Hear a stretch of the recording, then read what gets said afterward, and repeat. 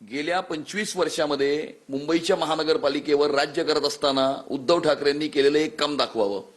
मी वारंवार गेले 2 महिने त्यांना चॅलेंज करतोय की 25 वर्षामध्ये मुंबईच्या महानगरपालिकेवर राज्य करत असताना मराठी माणसासाठी, मुंबईसाठी किंवा मुंबईकरांसाठी केलेलं एक काम त्यांनी दाखवावं। अजूनपर्यंत बाकीच्या इतर सर्व गोष्टींवरती ते चर्चा करतात, परंतु 25 वर्षामध्ये महानगरपालिकेमध्ये बसून केलेलं एक काम ते अजूनपर्यंत दाखवू शकलेले नाही आहेत। मला असं वाटतं की हेच त्यांचं सगळ्यात मोठं अपयश आहे। पण उद्धव ठाकरे म्हणतात की आमच्या कामाच्या क्रेडिट घेताना जन्माला कसाला आलात। अर्ध्या रात्रीत जरी तुम्ही मुंबईकरांना झोपेतनं उठवलं आणि विचारलं की अटल सेतू कोणी केला, कोस्टल रोड कोणी केला, मेट्रो कोणी केली, मुंबईत सीसीटीव्ही कॅमेरा कोणी लावले, किंवा वरळीतल्या बीडीडी चाळीतल्या मराठी माणसाला 560 फुटाचं घर कोणी दिलं, किंवा अभ्युदय नगरचा विकास पुढे कोण करत आहे, मुंबईतल्या अनेक म्हाडा लेआउट्स मधला विकास कोण करत आहे, अर्ध्या रात्रीत सुद्धा मुंबईकर झोपेतून उठून सुद्धा हे म्हणतील की हे भाजपा महायुती करत आहे, हे देवेंद्र फडणवीस साहेब करत आहेत।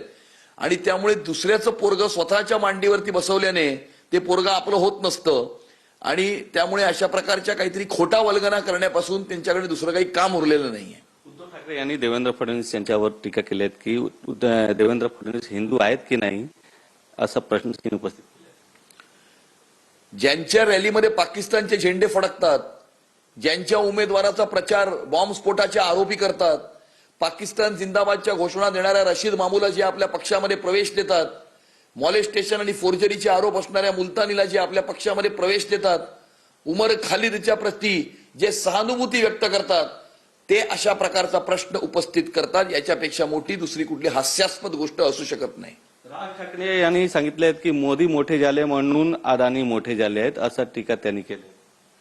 मग राज ठाकरे त्यांच्या घरी का गेले? मग राज ठाकरेंनी त्यांना आपल्या घरी का बोलवलं? मग राज ठाकरे अनेक उद्योगपतींच्या घरी, आणि ते ज्यांच्यावरती आक्षेप घेतात त्या सुद्धा उद्योगपतींच्या घरी जातात, त्यांना आपल्या घरी बोलवतात, त्यांना आलिंगन घालतात, त्यांचं आपल्या घरामध्ये स्वागत करतात। मग ही दुटप्पीपणाची भूमिका नाही का? ही ढोंगीपणाची भूमिका नाही का? जर एखाद्या व्यक्तीला किंवा एखाद्या वृत्तीला जर आपला विरोध असेल, मग आपण त्यांना आलिंगन का घालताय? आपण त्यांना निमंत्रण का देताय? आपण त्यांचं स्वागत का करताय?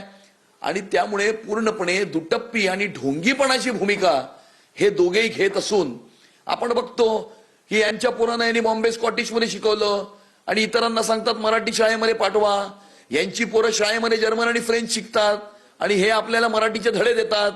आणि त्यामुळे मला असं वाटतं की ढोंगी आणि दुटप्पी हे दोनच शब्द या दोघांनाही लागू होतात।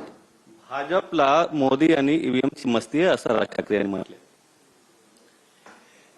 हे बघा, आपण जिंकलो तर ती लोकशाही आहे आणि आपण हारलो तर ती ईव्हीएम किंवा वोट चोरी आहे।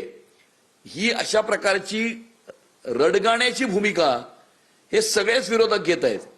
काँग्रेस असेल, राष्ट्रवादी काँग्रेस शरद पवार गट असेल, उबाठा असेल किंवा राज ठाकरे असतील, अशा प्रकारचं स्वतःला अपयश मिळालं, जनतेने आपल्याला घरी पाठवलं, जनतेने आपलं समर्थन आपल्याला नाही दिलं, जनतेने आपला कौल आपल्याला नाही दिला, आणि त्यामुळे अशा प्रकारचे काहीतरी खोट्या वल्गना करायच्या। आणि मला असं वाटतं की 16 तारखेला होणाऱ्या मोठ्या पराभवाच्या वेळेला आपण काय स्पष्टीकरण दिलं पाहिजे याची कुठेतरी तयारी आता हे दोघे जण करू लागलेले आहेत।